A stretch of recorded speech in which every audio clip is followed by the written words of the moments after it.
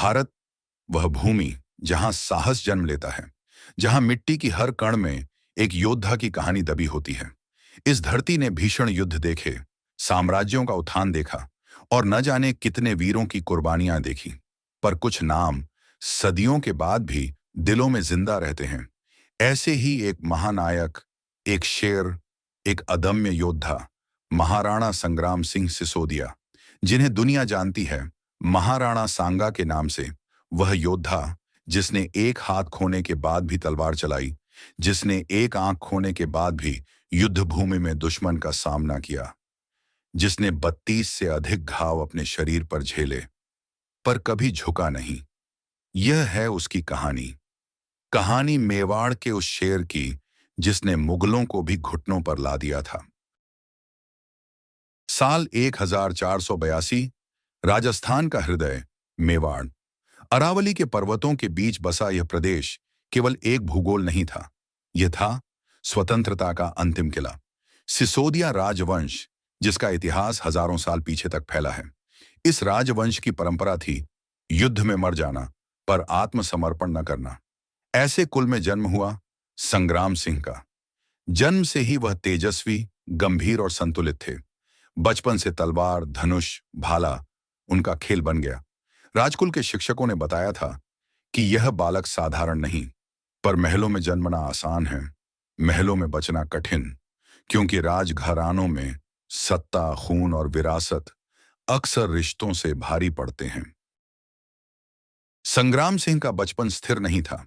महल के अंदर राजनीति, ईर्ष्या और जलन का माहौल था। उनके ही भाई उनकी ही सत्ता के लिए शत्रु बन गए और इसी संघर्ष में बालक संग्राम सिंह ने पहला युद्ध लड़ा, दुश्मनों से नहीं, अपने ही खून से। इस संघर्ष में उन्होंने खो दी एक आंख, एक हाथ और अपने शरीर पर झेल लिए दर्जनों घाव।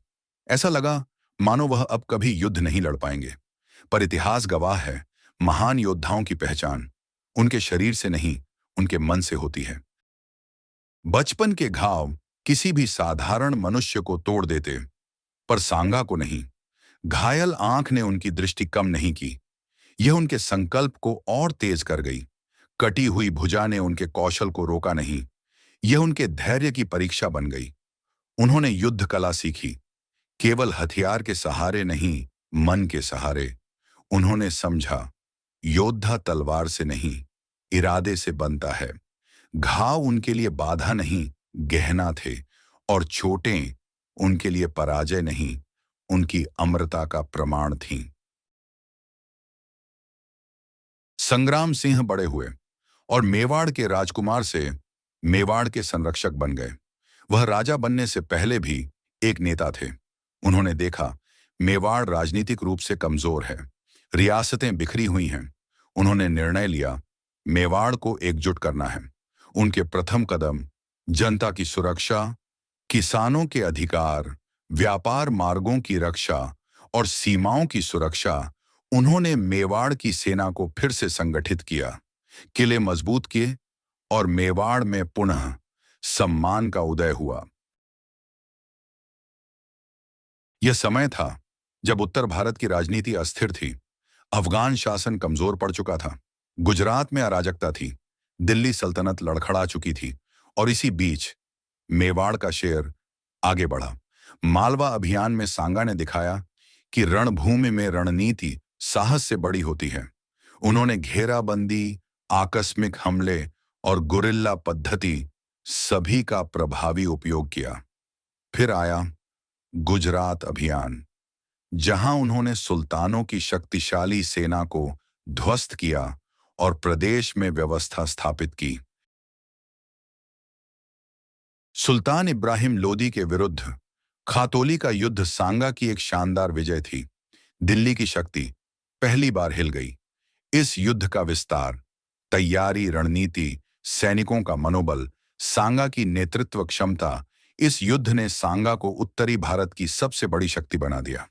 इस विजय के बाद उत्तर भारत ने समझा कि अब नया शक्ति केंद्र उभर चुका है। सांगा ने देखा कि विदेशी आक्रमणों से मुकाबला करने के लिए केवल युद्ध नहीं, एकता चाहिए। उन्होंने भारत के 100 से अधिक राजपूत राजाओं को एक ध्वज तले लाया। यह घटना इतिहास में दुर्लभ है, क्योंकि राजपूत अक्सर स्वयं में बंटे रहे, पर सांगा एक नेता, एक पिता, एक मार्गदर्शक बनकर उभरे। उन्होंने मुलाकातें की, सभाएं लीं और सबको समझाया, हम अलग अलग राज हैं, पर हमारी धरती एक है। साल 1527 बाबर भारत में पूरी तरह स्थापित हो चुका था और उसका अगला लक्ष्य था राजस्थान, खानवा का मैदान, जहां भारत का भविष्य तय होना था। एक तरफ बाबर की विशाल सेना, तोपखाने, बंदूकें, घुड़सवार, तीरंदाज। दूसरी तरफ 100 से अधिक राजपूत रियासतें, 100 से अधिक राजाओं और हजारों वीर, तलवारें, भाले और संकल्प। युद्ध का क्रम था। प्रारंभिक हमले, राजपूतों का तीव्र आक्रमण, बाबर की तोपों का प्रभाव, धूल, बारूद और अराजकता, सांगा की अनुपम नेतृत्व क्षमता। युद्ध का निर्णायक मोड़ था विश्वासघात। गंभीर रूप से घायल सांगा को रणभूमि से बाहर लाया गया। चिकित्सक हार मान चुके थे, पर सांगा का मन नहीं। उन्होंने कहा, मैं फिर युद्ध करूंगा, बाबर को हिंदुस्तान से निकाल दूंगा। यही वाक्य उनके आसपास बैठे सभी राजपूतों के दिलों में आग की तरह धधक उठा। पर मेवाड़ के कुछ सरदार भयभीत थे। उन्हें लगा कि अगर सांगा फिर युद्ध करेंगे तो मेवाड़ नष्ट हो जाएगा, और तभी उन्होंने इतिहास का सबसे दुखद निर्णय किया। सांगा को विष दिया गया। यह सत्य है कि इतिहासकारों में मतभेद हैं, पर लोक कथाएं यही कहती हैं कि सांगा को अपने ही विश्वास पात्रों ने धोखा दिया, और इस प्रकार मेवाड़ ने खो दिया अपना सबसे महान योद्धा। सांगा की मृत्यु की खबर पूरे राजस्थान को हिला गई। कवि रो पड़े, लोकगीत बने, मंदिरों में दीप जलाए गए। जनता जानती थी यह केवल एक राजा की मृत्यु नहीं, यह एक युग का अंत था। मृत्यु के बाद भी सांगा की आग बुझी नहीं। उसी अग्नि ने महाराणा प्रताप को जन्म दिया। हल्दी घाटी की धरती सांगा के वंशज की वीरता से एक बार फिर लाल हुई। आज भी जब कोई भारतीय सैनिक सीमा पर खड़ा होता है, तो उसकी रगों में कहीं ना कहीं उसी सांगा का रक्त बहता है। सांगा सिखाते हैं, हार युद्ध में हो सकती है, साहस में नहीं। अगर आपको भारत के ऐसे महान योद्धाओं की कहानियां पसंद हैं, तो हमारे channel greatest warriors of all time को सब्सक्राइब करें, क्योंकि वीरता कभी नहीं मरती, वो पीढ़ियों में बदलती है और अपना मार्ग हमेशा खोज लेती है।